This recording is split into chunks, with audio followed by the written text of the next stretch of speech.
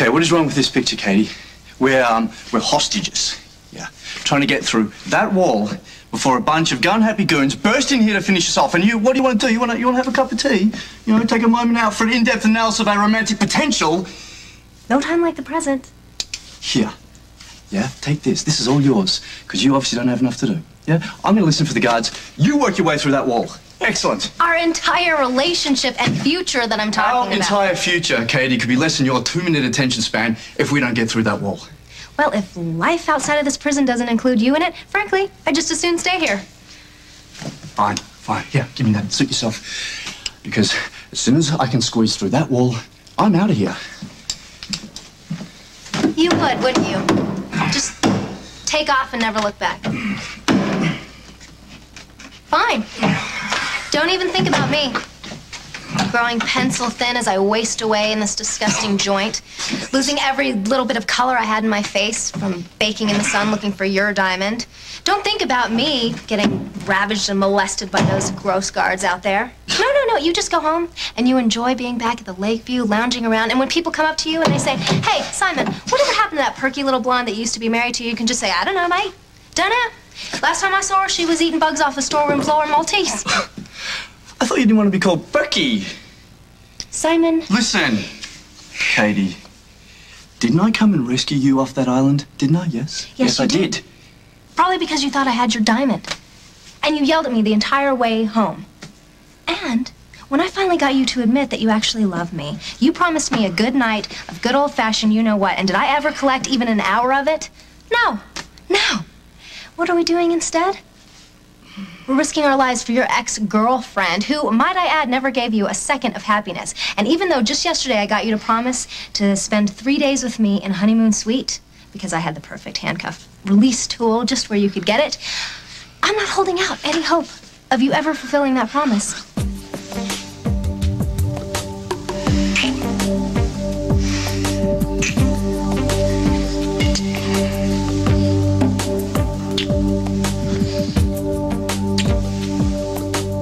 So what you're saying to me is that you have actually managed to take away a lesson from this tragedy that your father has wrought?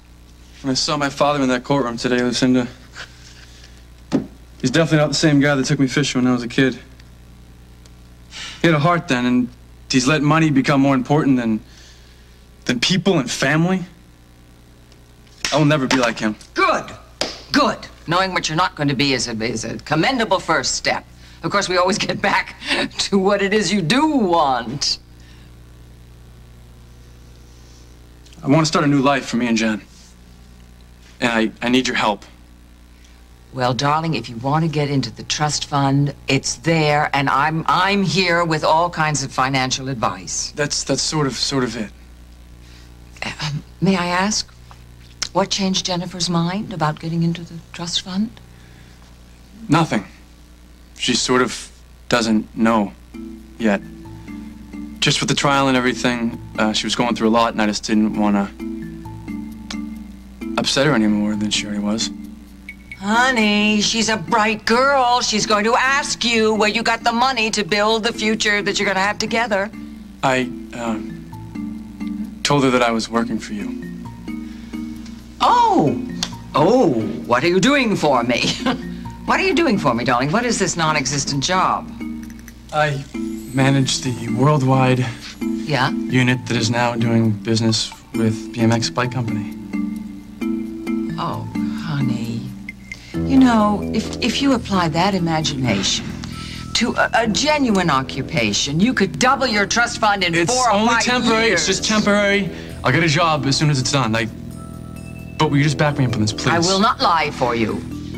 The same token, I will not divulge your secrets either, because I've learned something about you.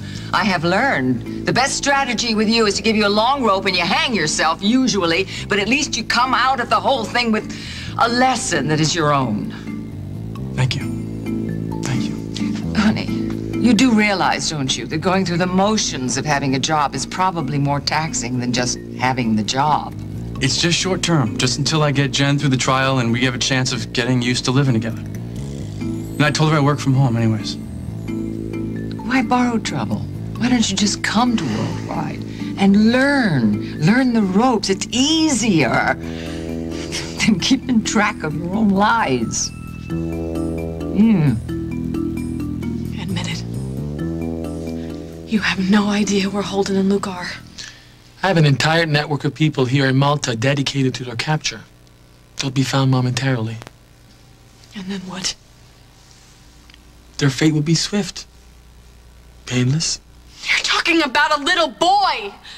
My son is innocent! He's a Grimaldi. If he inherits everything, then I have nothing. Does that seem fair? You're talking about money? Luke has more money than any child alive. There is nothing that the Grimaldi Empire can give him that he doesn't already have. But he'll grow up. And one day he'll be curious about his legacy, drawn to the power. I can't let that happen. How can you be so cold-blooded? It is a hard choice, but one I must make. I'll shed tears, but I'll be serving a larger goal. Why, your pathetic lust for money? The right to my own family's name! That is why I must find your son and do what is necessary. Oh, not if I find him first. Thanks to Luke's father's help, he has evaded you, Dante. If you haven't found them by now, you're not going to find them at all.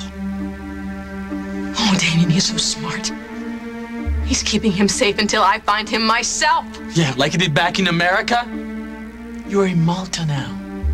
I can do far more damage here. Then why not do it? Why lure me all the way here just to explain it to me? Such a good question. Why don't you tell me, huh? Why have I brought you here, Mrs. Snyder?